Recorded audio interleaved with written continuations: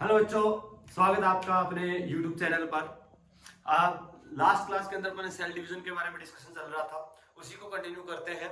Last class में अपने prophase के बारे में डिस्कशन कंप्लीट कर लिया था कि प्रोफेज के अंदर कौन कौन से इवेंट्स होते हैं। अब प्रोफेज के लेट प्रोफेज के अंदर अपने कुछ चीजें लिखी थी, कुछ बताई थी। अब उसी के आगे अपन चल रहे हैं। नेक्स्ट फेज जो है कौन सी है? मेटाफेज।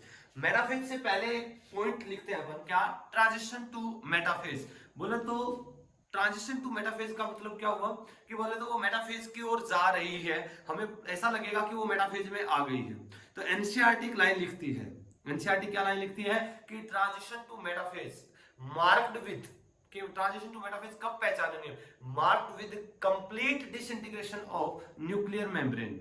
क्या मतलब हुआ कि ट्रांजिशन टू मेटाफेज किस चीज को रिप्रेजेंट करती है कि जब न्यूक्लियर मेम्ब्रेन कंप्लीटली डिसइंटीग्रेट हो जाती है, कंप्लीटली गायब हो जाती है, तो उस फेज को क्या बोलते हैं कि वो कहां पर आ चुकी है? वो ट्रांजिशन टू मेटाफेज पर आ चुकी है। बोले तो वो मेटाफेज के अंदर एंटर कर चुकी है। क्लियर है ना कि मेटाफेज हम कब बोलेंगे? कब बोलेंगे? जब कंप्लीट डिसइंटीग्रेशन हो जाए न्यूक्लियर मेम्ब्रेन का, न्यूक्लियर मेम्ब्रेन दिखना बंद हो जाए, गायब हो जाए, वो फेज क्या बताएगी अपन को? Transition to metaphase.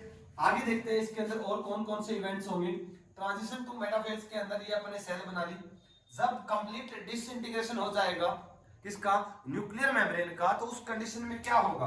अपने दो क्रोमोसोम बनाए थे और वो क्रोमोसोम अपने सिर्फ दो बनाए हैं, बल्कि बाकी होगा क्या कि सारे के सारे जो जितने भी क्रोमोसोम होंगे, if we consider a human cells that is diploid, उस केस में क्या होगा कि टोटल 46 के 46 क्रोमोसोम पूरे के पूरे, क्योंकि न्यूक्लियर मेम्ब्रेन गायब हो चुकी है। अगर न्यूक्लियर मेम्ब्रेन गायब हो चुकी है तो उस केस में क्या होगा? साइटोप्लाज्म और न्यूक्लियोप्लाज्म, न्यूक्लियोप्लाज्म और साइटोप्लाज्म दोनों क्या हो जाएंगे? कंप्लीटली मिक्स्ड हो जाएंगे कि नहीं हो जाएंगे? चलो मैं इनको रिप्रेजेंट करता हूं। ये क्रोमोसोम कंप्लीटली क्या हो जाएंगे? साइटोप्लाज्म और न्यूक्लियोप्लाज्म एक दूसरे के साथ मिक्स हो जाएंगे। हम आइडेंटिफाई नहीं कर पाएंगे न्यूक्लियोप्लाज्म और साइटोप्लाज्म को, बिकॉज कि साइटोप्लाज्म और न्यूक्लियोप्लाज्म को सेपरेट करने वाली boundary that is nuclear membrane disappear. Clear है? और यहाँ पे देखो कुछ इस प्रकार से हो चुका है। और लास्ट और क्या देखा था आपने कि क्या देखा था हमने? बोलिए बोलिए। यहाँ पर दोनों पोल के ऊपर क्या सेंट्रियोल अरेंज हो चुके थे? Yes, with astral rays in the case of animal and anastral condition in the case of plant. Plant के अंदर TURC लिखा था कि नहीं लिखा था? Gamma TURC, gamma tubulin ring complex था, वहां सेंट्रियोल नहीं था।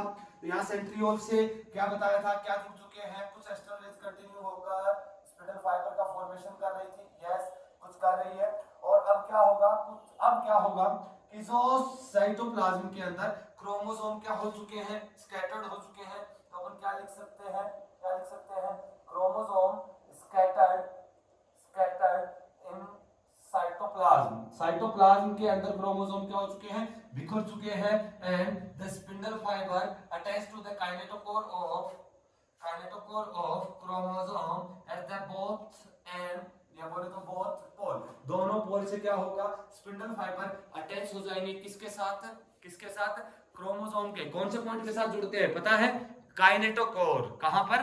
काइनेटोकोर। अब एग्जाम में कोई क्वेश्चन आ जाए, उसमें बोलते कि जो स्पिंडल फाइबर होते हैं वो क्रोमोसोम के किस पॉइंट पर अटैच होते हैं? Point of attachment of spindle fibre क्या होता है? क्या होता है? काइनेटोकोर। अगर क्वेश्चन में काइनेटोकोर ऑप्शन में नहीं है, देन क्या क्या कंसीडर करेंगे हम? सेंट्रोमियर, क्योंकि अपने क्रोमोसोम का सेंट्रल पॉइंट क्या है? सेंट्रोमियर।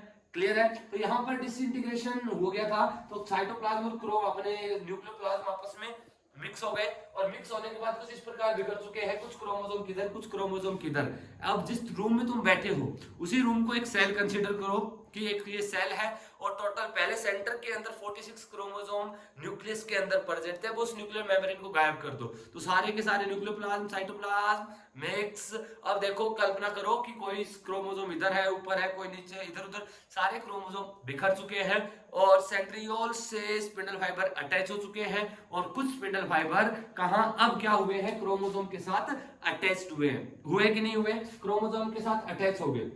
अब सेल का पर्पस ये है कि वो इक्वल नंबर के अंदर क्रोमोसोम को डिस्ट्रीब्यूट करे, इक्वल नंबर के अंदर क्रोमोसोम को डिस्ट्रीब्यूट करे और दो सेल का फॉर्मेशन करे। तो अब क्या होगा? ये चाहेगी कि इन सेल को, ये दोनों तो क्या होंगे? ये दोनों तो क्या होंगे? सेल के पोल। क्या होंगे? पोल। और ये सेल का अगर अपन कंपैरिजन कर रहे हैं अर्थ के साथ, ये क्या होगी? इक्वेटर।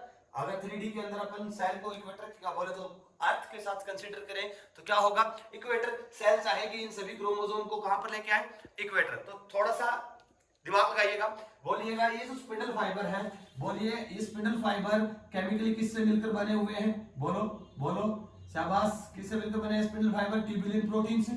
अब यहाँ पर स्पिंडल फाइबर को कहां पर लेके आना है मेरे को, इस स्पिंडल फाइबर को इक्वेटर, अगर ये लाइन अगर अपन इक्वेटर कंसीडर करें, हाइपोथेटिकल लाइन है इक्वेटर, तो इसको ऊपर लेके आना है, एंड दिस क्रोमोसोम इसको अपन को नीचे लेके आना है, तो इसको ऊपर पहुंचाना है, इसको नीचे लाना है। तो उस केस में क्या होगा कि स्पिंडल फाइबर है, स्पिंडल फाइबर धीरे धीरे क्या होते जाएंगे, यहां से स्पिंडल फाइबर, ये स्पिंडल फाइबर छोटा होगा, ये स्पिंडल फाइबर बड़ा होगा। कैसे होगा, क्योंकि अपन ने बताया था अगर इस पोर्शन को अपन वगैरह कंसीडर करें कि ये ट्यूबुलिन प्रोटीन, एक ये ट्यूबुलिन प्रोटीन, ये ट्यूबुलिन प्रोटीन, बोले तो माइक्रोट्यूब्यूल्स, माइक्रोट्यूब्यूल्स।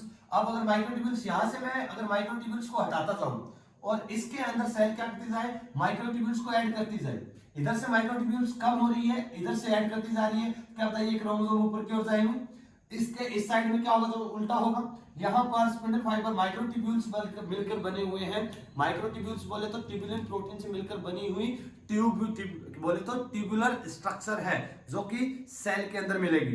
यहाँ पर क्या होगा, इसके इस साइड में इसको नीचे भेजना है, तो क्या करेंगे, ये वाला स्पिंडल फाइबर थोड़ा शॉर्ट करेंगे और इधर से ट्यूबुलिन जुड़ती जाएगी, तो ये किधर आएगा, नीचे, ये जाएगा ऊपर। तुम्हें जस्ट याद रखना है कि जो साइटोप्लाज्म के अंदर स्कैटर्ड हो चुके हैं क्रोमोसोम, अब उनको इक्वेटर पे लेके आना है, तो स्पिंडल फाइबर इनको ऊपर की ओर लेके जा रहा है, और जिससे स्पिंडल फाइबर ऊपर की ओर जाएगा, ये स्पिंडल फाइबर नीचे की ओर, बोले तो इन क्रोमोसोम को कहां पर लाया जाएगा, कहां पर लाया जाएगा, मेटाफेज, बोले तो इक्वेटर के ऊपर।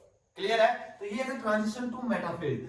अब एक्चुअल अगर अपन बात करें मेटाफेज की, कि जो मेटाफेज को अपन मार्क करते हैं कि ये फेज मेटाफेज है, तो उस कंडीशन में क्या होगा, ध्यान से सुनिएगा भाई, शानदार चीज है कि जो कंडीशन होगी, कुछ कंडीशन ऐसी होगी, ये लो ये क्रोमोसोम, ये लो ये दूसरा क्रोमोसोम, ये अपन ने कितने बनाए हैं, सिर्फ 2 क्रोमोसोम। अगर ह्यूमन की सेल है तो कितने होंगे, 46, और 46 के 46 ऐसे एक लाइन के अंदर अरेंज होंगे, कहां पर, इक्वेटर के ऊपर, एक लाइन के अंदर इस प्रकार से अरेंज होंगे, और इस लाइन को क्या बोलेंगे, हाँ बोलिएगा इक्वेटर, क्या बोलेंगे, इक्वेटर, या इसको बोलते हैं क्या, मेटाफेज के अंदर, मेटाफेज के अंदर ये जो इसके मिडल के अंदर जो प्लेट जैसी स्ट्रक्चर बन चुकी है, इसको बोलेंगे मेटाफेजिक प्लेट, बोलेंगे क्या बोलेंगे, मेटाफेजिक प्लेट। और हमें पता है यहां से स्पिंडल फाइबर सेंट्रियोल के साथ, स्पिंडल फाइबर भी अटैच्ड है कि नहीं है, बोलो, ये लो स्पिंडल फाइबर यहां पर अटैच्ड है सेंट्रियोल के साथ, क्लियर है।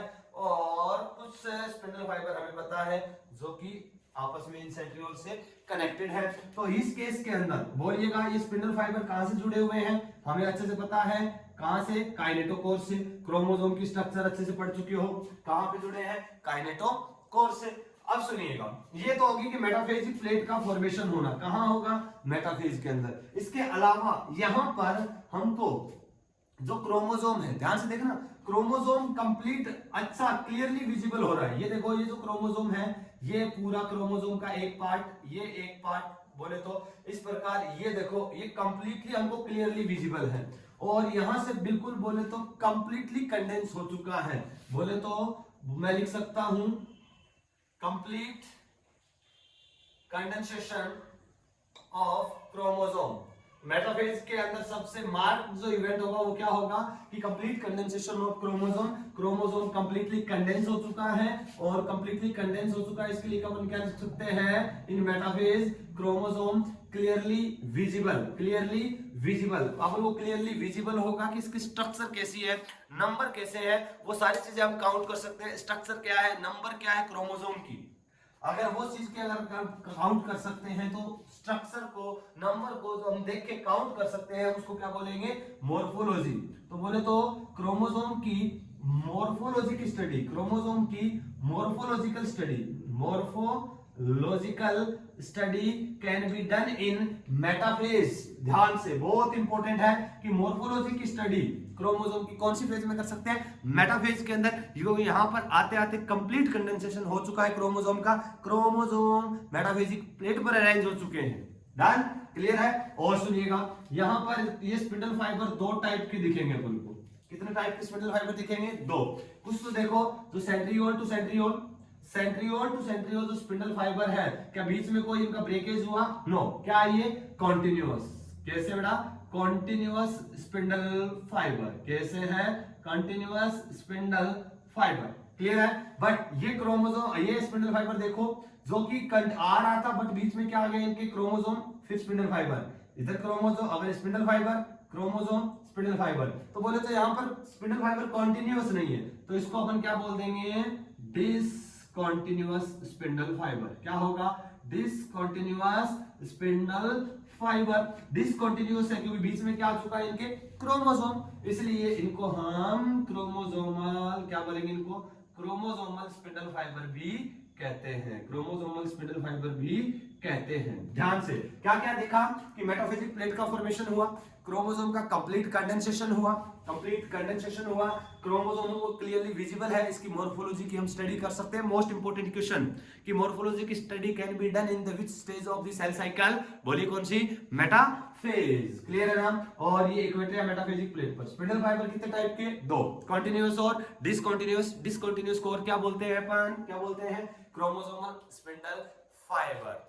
क्लियर है? तो यहां पर ये स्पिंडल जितने भी क्रोमोसोम होंगे सारे के सारे अरेंज हो जाएंगे मेटाफेज के अंदर। और एक सबसे पहले लाइन मैंने बोली कि ट्रांजिशन टू मेटाफेज कौन रिप्रेजेंट करता है? Complete disintegration of nuclear membrane represent transition to metaphase. ये लाइन ऐड कर लेना जो मैंने अभी बोली है नोट्स के अंदर, बहुत शानदार लाइन है, एनसीईआरटी की लाइन है। क्लियर है? तो ये क्या हो चुकी है? मेटाफेज। फटाफट उतारिए।